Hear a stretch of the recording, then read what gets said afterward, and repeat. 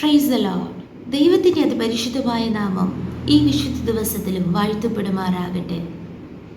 അതെ, യഹോവയുടെ ദയ ജീവനേക്കാൾ വലിയതാകുന്നുവല്ലോ. നമ്മുടെ ജീവനേക്കാൾ, നമ്മുടെ ശരീരത്തിൽ നമ്മുടെ ജീവന് എത്ര പ്രാധാന്യത നാം നൽകുന്നുവോ അതിനേക്കാളും വലിയതാണ് യഹോവയുടെ ദയ. യഹോവയുടെ ദയ നമ്മോട് വലിയതായതുകൊണ്ടാണ് നാം ഇന്നും മുടിഞ്ഞു പോകാതിരിക്കുന്നത്.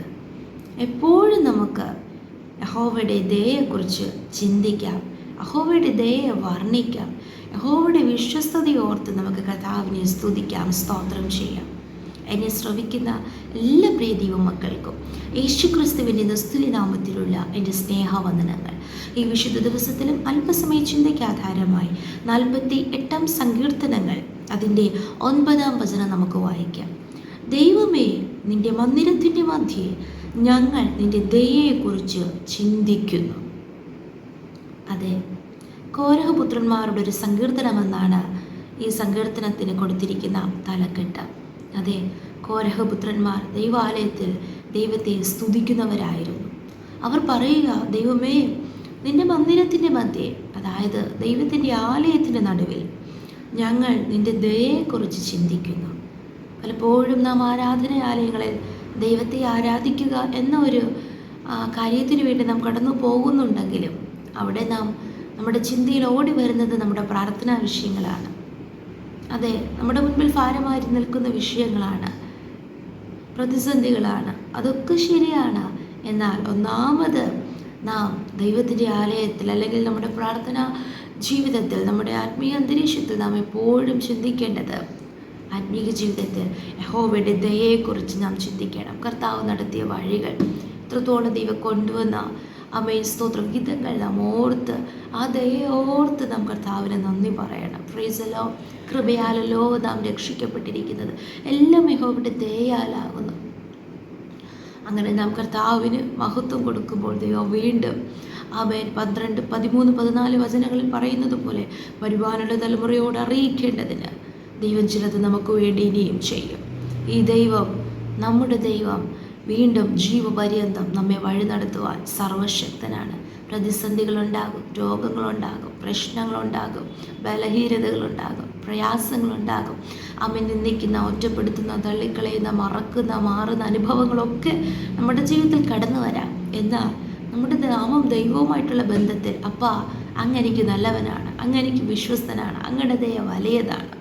അമ്മൻ അത് വാഗുകൊണ്ട് അധരം കൊണ്ട് പറയുന്നതല്ല, ഹൃദയംഗമായി ദൈവത്തോടുള്ള ആഴമായ ബന്ധം നമ്മെ സ്തോത്രം വീണ്ടും ദൈവത്തിന് കൊള്ളാകുന്നവരായി നമ്മെ മാറ്റി തീർക്കും. അതേ, മറ്റുള്ളവർ നമ്മെക്കുറിച്ച് എന്തും പറഞ്ഞോട്ടെ, എന്തും വിധിച്ചോട്ടെ, ആമേൻ സ്തോത്രം, ഹല്ലേലൂയ, എന്ത് അഭിപ്രായങ്ങളും പറഞ്ഞോട്ടെ, അതിലൊന്നും നാം വിഷമിക്കേണ്ട ആവശ്യമില്ല.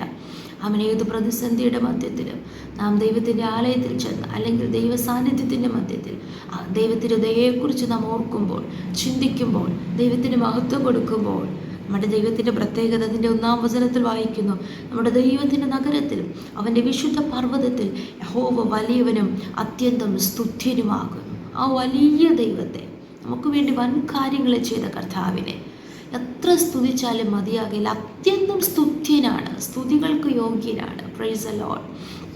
എത്ര നാം അധികമായി സ്തുതിച്ചാലും കർത്താവ് ചെയ്ത അത്ഭുത പ്രവൃത്തികൾ, ആ വലിയ നന്മയുടെ ഓർമ്മ പ്രസിദ്ധമാക്കുവാൻ നമുക്ക് കഴിയത്തില്ല. അപ്പോൾ ആ ദൈവം നമുക്ക് വേണ്ടി ഇനിയും വലിയവ ചെയ്യും. ആരാഞ്ഞുകൂടാത്ത വൻ കാര്യങ്ങളെയും അസംഖ്യമായ അത്ഭുതങ്ങളെയും ചെയ്ത ദൈവം, ഏകനായി മഹാത്ഭുതങ്ങളെ പ്രവർത്തിക്കുവാൻ ശക്തനായ കർത്താവ് നമുക്ക് വേണ്ടി ഇന്നും ജീവിക്കുന്നു. ആയതിനാൽ അമ്മയെ സ്തോത്രം, ഈ വചനം കേട്ടുകൊണ്ടിരിക്കുമ്പോൾ തന്നെ നാം അനുഭവിക്കുന്ന പ്രയാസങ്ങൾ, പ്രശ്നങ്ങൾ, പ്രതിസന്ധികളൊക്കെ ഉണ്ട്. എന്നാൽ അതിൻ്റെ നടുവിലും കോരഹപുത്രന്മാർ പാടുന്നത് പോലെ അമേൻ സ്തോത്രം, യഹോവയുടെ ദയയെക്കുറിച്ച് നമുക്ക് ചിന്തിക്കാമോ? കർത്താവ് നടത്തിയ വിധങ്ങളെ ഓർക്കാമോ? കർത്താവിനെ നന്ദി നിറഞ്ഞ ഹൃദയത്തോടെ സ്തുതിക്കാമോ? അമേൻ. അപ്പോസ്തലനായ പൗലോസ് പറഞ്ഞു, ക്രിസ്തുവിൻ്റെ സ്നേഹത്തിൽ നിന്ന് നമ്മെ വേർപിരിക്കുന്നതാൽ യാതൊരു ശക്തിക്കും യഥാർത്ഥമായുള്ള നമ്മുടെ നാമം ദൈവവുമായിട്ടുള്ള ബന്ധത്തിൽ നിന്ന്, ആ സ്നേഹബന്ധത്തിൽ നിന്ന് നമ്മെ വേർപിരിക്കുവാൻ കഴിയത്തില്ല. ആയതിനാൽ ആമേൻ സ്തോത്രം, വീണ്ടും യഹോവയുടെ ദയയെക്കുറിച്ച് നമുക്ക് ചിന്തിക്കാം, കർത്താവിൻ്റെ വിശ്വസ്തതകളെ വർണ്ണിക്കാം. ദൈവം ചെയ്ത ഉപകാരങ്ങളൊന്നും മറക്കാതെ ദൈവത്തിന് കൊള്ളാകുന്നവരാൽ മുന്നേറുവാൻ കർത്താവ് നമ്മേവരെയും സഹായിക്കുമാറാകട്ടെ. നമുക്ക് ഒരുമിച്ച് പ്രാർത്ഥിക്കാം. നല്ല ദൈവമേ, സ്വർഗ്ഗസ്ഥ പിതാവേ, അനുഗ്രഹിക്കപ്പെട്ട വിശുദ്ധ ദിവസത്തിനും അങ്ങ് ഞങ്ങൾക്ക് നൽകിയ നല്ല ആലോചനയ്ക്കായി സ്തോത്രം ചെയ്യുന്നു. അപ്പാ, അങ്ങയുടെ മന്ദിരത്തിൻ്റെ നടുവിൽ കർത്താവ് അങ്ങയുടെ ദയയെക്കുറിച്ച് ചിന്തിക്കുവാൻ, യേശുപ്പാ അങ്ങയുടെ വിശ്വസ്തതകളെ വർണ്ണിക്കുവാൻ ഞങ്ങളെ സഹായിക്കുന്നതിനായി സ്തോത്രം. മുടിഞ്ഞു പോകാതിരിക്കുന്ന യഹോവയുടെ ദയയാണല്ലോ, കഴിവല്ല, ബലമല്ല, ശക്തിയല്ല, പ്രാപ്തിയല്ല.